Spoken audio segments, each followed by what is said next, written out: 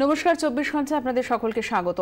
অবস্থার খানিকটা উন্নতি হলো, দুর্ভোগ অব্যাহত। 48 ঘন্টা পেরিয়ে গেল। টিকিয়াপাড়া, কারশেড এবং লিলুয়াতে এখনো জল জমে রয়েছে। রেল ট্র্যাকে জল থাকার জন্য 31টি লোকাল ট্রেন বাতিল করা হয়েছে। আমরা কথা বলবো, আমাদের প্রতিনিধি দেবব্রত ঘোষ রয়েছেন আমাদের সঙ্গে টেলিফোন লাইনে। দেবব্রত, এখন ঠিক কি পরিস্থিতি?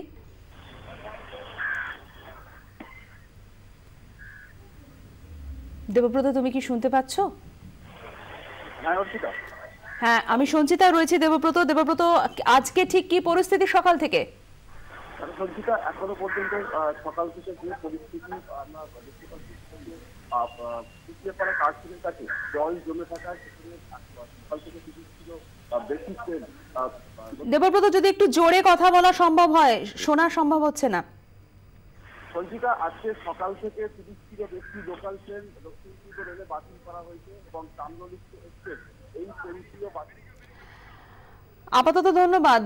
আরো একবার আপনাদের জানিয়ে দিই যে বাতিল করা হয়েছে ইতিমধ্যে 10টি পাঁশকুড়া হাওড়া ইএমইউ লোকাল, দুজোড়া মেচেদা হাওড়া ইএমইউ লোকাল বাতিল করা হয়েছে এবং হাওড়া আমতা শাখাতে বাতিল হয়েছে 8টি লোকাল ট্রেন। বাতিল হয়েছে 9টি উলুবেড়িয়া, বাগনান, কুলগাছিয়া হাওড়া ইএমইউ লোকাল ট্রেনও। যে ইএমইউ ট্রেনগুলি হাওড়াতে ঢুকবে সেগুলি মেদিনীপুর এবং খড়গপুর পর্যন্ত চালানোর সিদ্ধান্ত নেওয়া হয়েছে। এছাড়াও চালানো হচ্ছে বেশ কয়েকটি স্পেশাল ট্রেনও। দুপুরের পর পরিস্থিতি পুরোপুরি স্বাভাবিক হয়ে যাবে বলে আশাবাদী রেল কর্তৃপক্ষ।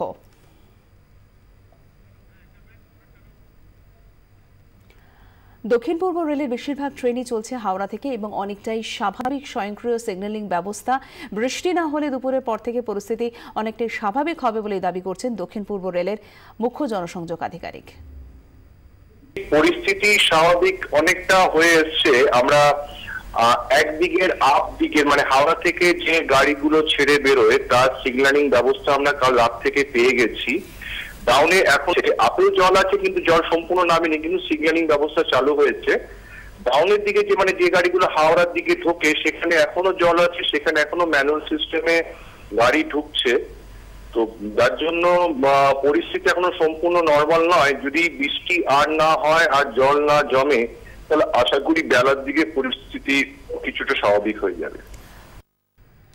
দক্ষিণ পূর্ব রেলের বেশিরভাগ ট্রেনই আজ ছাড়ছে হাওড়া থেকে, তাই সাঁতরাগাছি স্টেশনে চাপ কালকের চেয়ে কম। কিন্তু বহু দূরপাল্লার ডাউন ট্রেন সাঁতরাগাছিতে থামিয়ে দেওয়া হচ্ছে, যে কারণে বহু যাত্রীকে হাওড়ার পরিবর্তে সাঁতরাগাছিতেই নামতে হচ্ছে। আবার অনেক ট্রেন বাতিল হওয়াতে দুর্ভোগে পড়ছেন যাত্রীরা। বাস, ট্যাক্সি কম থাকায় বিপাকে পড়ছেন যাত্রীরা।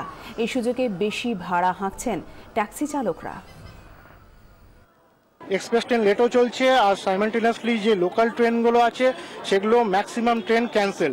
তো এটা খুবই আমাদের পক্ষে, যারা যাত্রী তাদের পক্ষে খুবই অসুবিধাজনক হচ্ছে। 1 ঘন্টা আমাদের আন্দুল থেকে আউট স্টেশনে দাঁড় করিয়ে রেখেছে।